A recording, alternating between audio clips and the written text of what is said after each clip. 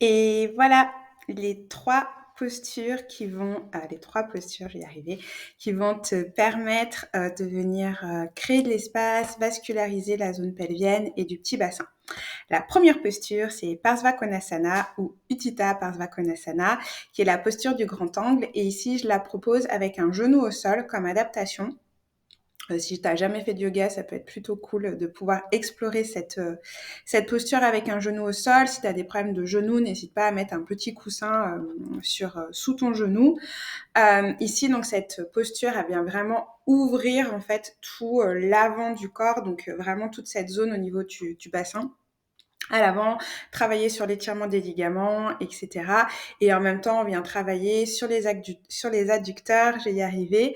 Donc, elle est vraiment très, très intéressante pour créer de l'espace, en fait, au niveau du bas du corps. Tu peux choisir de mettre le bras en l'air ou pas si tu veux. Donc ça, c'est juste pour avoir un étirement supplémentaire au niveau des muscles intercostaux. Et tu peux aussi choisir de garder le coude sur la cuisse ou de venir placer ta main sur la brique. Si tu places la main sur la brique, pense à vraiment vouloir repousser le sol avec ta main et avec la brique de façon à avoir cette sensation de pouvoir garder le haut du corps qui est ouvert. Et tu vas sentir aussi que tu vas pouvoir un petit peu plus ouvrir le bas du corps. Voilà, ça c'était la première posture, donc Parsva Konasana. Comme on a 2 jambes, pense à faire aussi de l'autre côté et tu peux rester ici sur 6 ou 7 respirations pour vraiment sentir qu'à chaque fois que tu expires, tu vas te relâcher davantage au niveau de la posture. La deuxième posture, c'est la posture de la tête de vache, Gomukhasana. Ici, il y a une option avec les bras dans la posture de l'aigle. Bon, ça, c'est vraiment une option, tu n'es pas obligé de le faire du tout, mais ce qui nous intéresse vraiment, ce sont les jambes. Ou là, même chose, pense à faire les 2 jambes.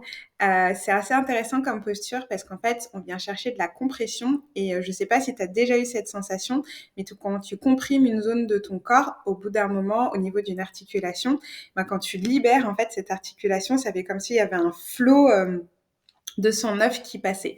Donc là aussi, c'est intéressant là-dessus. On vient aussi étirer en fait toute la zone des hanches au niveau de l'arrière un petit peu plus. Donc si tu as de la sciatique par exemple, c'est une posture qui est hyper intéressante pour ça. Et l'idée, c'est que tu viennes vraiment avoir les 2 ischions qui sont dans le sol, donc les petits os des fesses. Si jamais ce n'est pas le cas, pas de panique. Tu peux placer un coussin sous tes fesses, un gros coussin, un zafou si tu en as aussi, un bolster si tu es équipé. Mais si tu viens placer un gros coussin, normalement, ça le fait.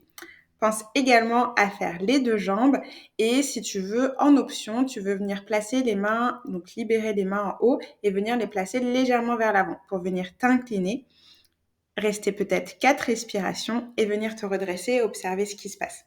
Et surtout, c'est au moment où tu vas décroiser les jambes que tu vas avoir vraiment cet afflux qui va être beaucoup plus important. Ça, c'était pour la deuxième posture.